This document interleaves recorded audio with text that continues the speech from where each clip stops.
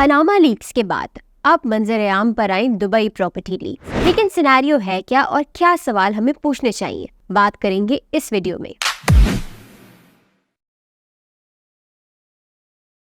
अस्सलामुअलैकुम नाजरीन, मैं हूं जवेरा रजा और आज हम बात करेंगे दुबई प्रॉपर्टी लीक्स के हवाले से। तकरीबन 400 अरब डॉलर्स की प्रॉपर्टीज दरियाफ्त हुई हैं इन दुबई प्रॉपर्टी लीक्स, जिसमें पाकिस्तानी दूसरे नंबर पे है तकरीबन 11 अरब डॉलर की प्रॉपर्टीज के साथ।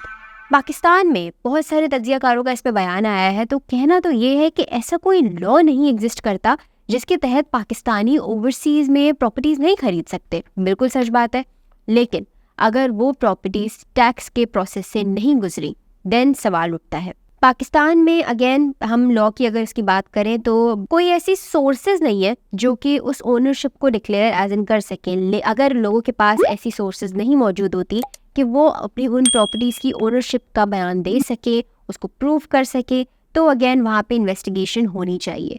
बहुत से लोगों का ये भी कहना है कि अगर हम मुल्की खसारे की बात करें, अपने तमाम तर एज इन फंड्स की बात करें, तो अगर 11 अरब डॉलर्स पाकिस्तान से दुबई गए हैं फॉर प्रॉपर्टीज़, तो वही अमाउंट पाकिस्तान में लगना चाहिए था, ताकि हम इसी तरह की प्राइसेस, जो इन्फ्लेशन बढ़ रहा है या फिर हमारी मार्केट्स ख़राब हैं, हमें IMF से कर्जे मांगने पड़े, ये तमाम तर चीज़ों से हम बच सकते अगर हमारी टैक्सेशन पॉलिसीज़ ठीक होती।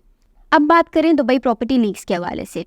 दुबई प्रॉपर्टी लीक्स में काफ़ी बड़े बड़े नाम दरियाफ्त हुए हैं। अगर उसमें एक जेनरिक कैटेगरीज देखें तो काफ़ी सारे सज़ा याफ्ता लोग, मुलज़मीन, इसके अलावा पॉलिटिकल फिगर्स और गवर्नमेंट रिटायर्ड सर्वेंट्स का नाम इसमें शामिल है। अगर मेजर नामों पे बात करें एज़ पर रिपोर्ट्स, तो उसमें आसिफ जरदारी के तीनों बच्चे, परवेज़ मुशर्रफ, शौकत अजीज़, शेर अब्दुल मरवत, हुसैन नवाज़, मोहसिन नकवी की ज़ौजा शर्जील मेमन और सेनेटर फैसल वाबदा का नाम शामिल है। टोटल 17,000 पाकिस्तानियों ने 23,000 प्रॉपर्टीज़ दुबई में परचेज की हुई हैं एज़ पर दिस रिपोर्ट। काफ़ी पॉलिटिशियंस का इस पे बयान आ गया है जिनका ये कहना है कि जी ये प्रॉपर्टीज़ तो ऑलरेडी उनकी डिक्लेयर्ड है और इसमें कोई नई बात नहीं है, खबर को एक सनसनीखेज तरीके से बयान किया जा रहा है। लेकिन इस डाटा की अगर बात करें तो ये data organised crime and corruption reporting project से भी शेयर किया गया है। बात ये की जाती है कि जो रेसिपिएंट नेशन है, for example in this case Dubai, उनकी जिम्मेदारी बनती है कि वो चेक करें कि अलबत्ता ये तमाम प्रॉपर्टीज़ एक टैक्सेशन के प्रोसेस से गुजरी है या नहीं गुजरी। अगर हम एग्जांपल दें पनामा लीक्स की, पनामा लीक्स में भी यही हुआ था कि प्रूव नहीं हो पाया कि मनी इलीगली उन जगहों पे एंटर हुआ कैसे।